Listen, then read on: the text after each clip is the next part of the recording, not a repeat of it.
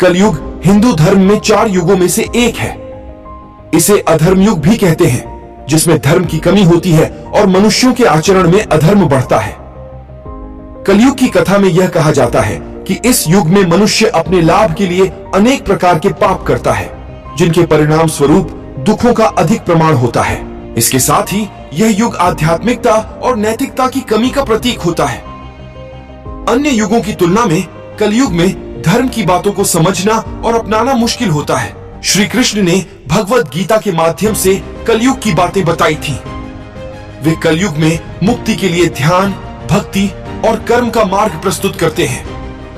उन्होंने बताया कि कलयुग में ध्यान योग, भक्ति योग और कर्म योग के द्वारा मनुष्य भगवान की अद्वितीय अवस्था को प्राप्त कर सकता है।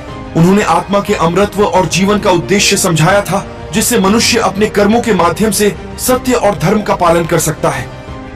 इसके साथ ही वे निष्काम कर्म का महत्व और उसके द्वारा आध्यात्मिक उन्नति को बताते हैं। श्री कृष्ण कलयुग में ज्ञान की महत्वपूर्ण बातें बताते हैं। उन्होंने अर्जुन को ध्यान और ज्ञान के माध्यम से आत्मा की स्वरूप को समझाया और उसका मार्गदर्शन किया। श्री कृष्ण कहते हैं कि आत्मा शरीर से अलग होता है और वह अनादि और अनंत है। उन्होंने आत्मा की अमृतता और अद्वितीयता को समझाया और यह ज्ञान कलयुग में मनुष्यों के लिए मुख्य। श्री कृष्ण ने यह भी बताया कि विचारशीलता, ज्ञान और सत्य का पालन करने से कलयुग में भी आत्मा की उन्नति हो सकती है।